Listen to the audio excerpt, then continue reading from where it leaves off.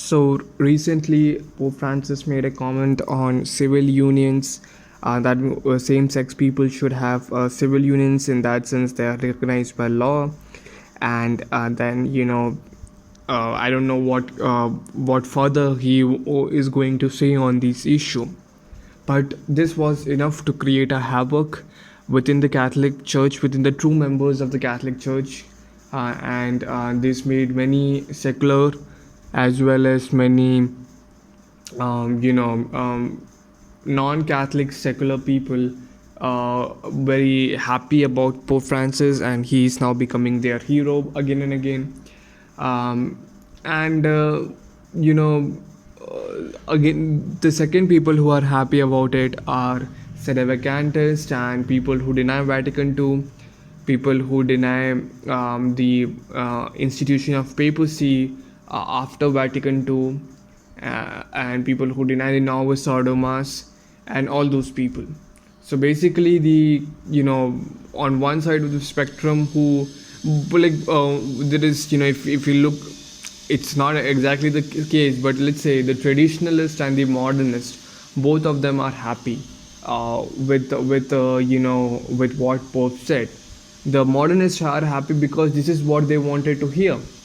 They wanted to hear, and they now want to hear a lot many things from Pope Francis. So first is civil unions being recognized, and perhaps I don't know whether civil unions, he meant that civil unions be recognized in the church as well.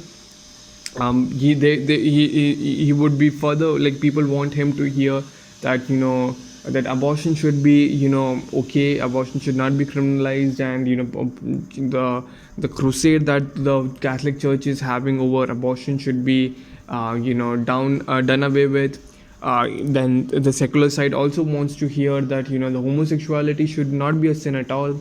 Watching pornography should not be a sin at all. Then using contraceptives should not be a sin at all. Being a transgender should not be a sin at all. Acting like a transgender should not be a sin at all.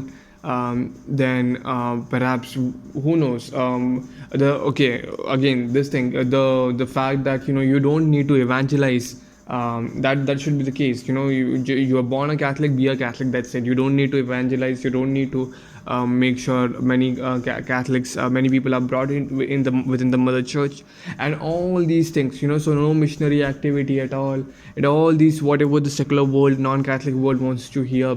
There are a lot many things. So if so one of these things was that civil union should be legalized, so that's why they are happy. The others, the traditionalists, also want to hear Pope Francis saying this, because when Pope Francis says all these kinds of things, when Pope Francis allows idols to sit in, Pachamama idol to be placed in the Holy Church in Vatican, in St. Peter's Basilica, they are also happy because their claim is made stronger. And what is their claim? That after Vatican II, the church, Antichrist has come into the church, and the church is no more is infiltrated with homosexual clergies. The Vatican II is the reason for all these things, and the destruction of church is happening because of Vatican II. So let's take away Vatican II. Let's do away with Vatican II. Some sedevacantists would be, I don't know what sedevacantists are up to, but yeah, anyway, whatever it may be the case. So all these SSPX organizations, sedevacantist organizations, all of them are happy, and the progressive world is also happy. Who are disappointed? The true faithful of the Catholic Church are disappointed. Now, why are they disappointed? Because the church is saying something, the Pope Francis is saying something which goes against what the church had said for a decade, since a decade. And it's in 2003 that this congregation of faith, I guess, I'm not sure the exact word, but yeah, the which works on the deposit of faith, they actually talk about that civil unions, etc., should not be discouraged. It's a homosexual activity is a wrong activity, definitely, and it's a sinful act, and so on. So it has created a lot of confusion. Pope Francis has created a lot of confusion with what he is saying. He created a lot of confusion when he placed the Pachamama idols in the church. So, you know, right now, I have to say two things to our dear Pope Francis. By the way, Pope Francis, I love you. I pray for you. You are my Pope. You are our Pope. Irrespective of whatever you do, you still remain our Pope, because there have been many bad popes in the history of the church, but church still remains. So you don't know. I don't want you to be one among the many bad popes. I definitely do not want it to be. I want you to be one of the best popes. But then like it's for I'll pray for you. I'll pray for you. That's what I said. But one thing that I have to say to you, two of my suggestions to you is this.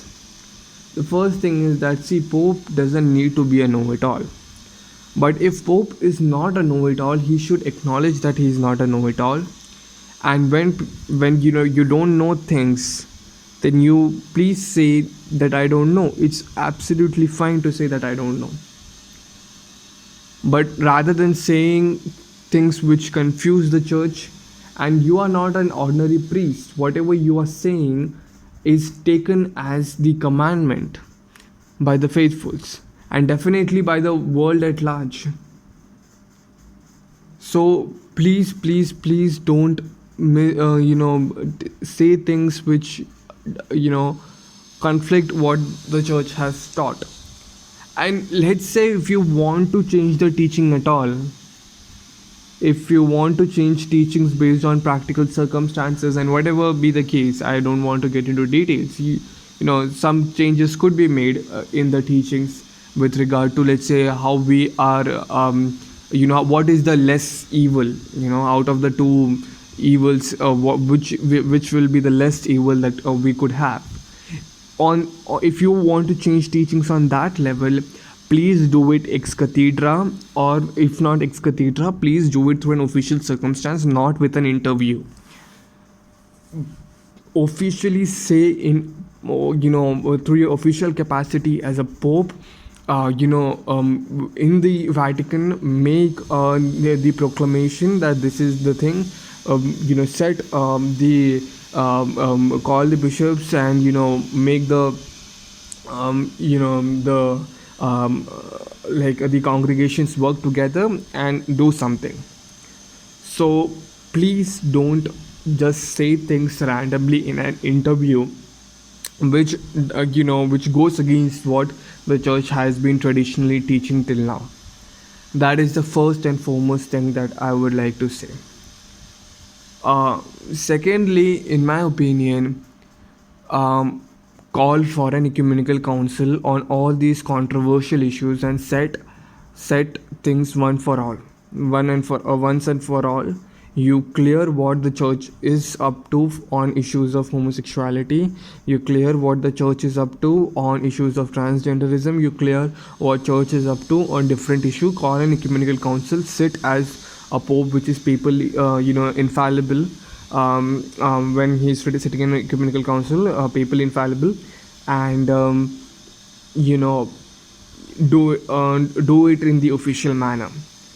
And most important of all, when you speak, if you don't know, then don't speak. I know it would sound harsh, but that's what I would like to say. Do not confuse the sons and daughters of the church. Do not disappoint the sons and daughters of the church. For 1.5 days, perhaps I have done nothing but praying for you and worrying about what's happening with my church and what is going to happen with my church in future. So yeah, that's what I want to say.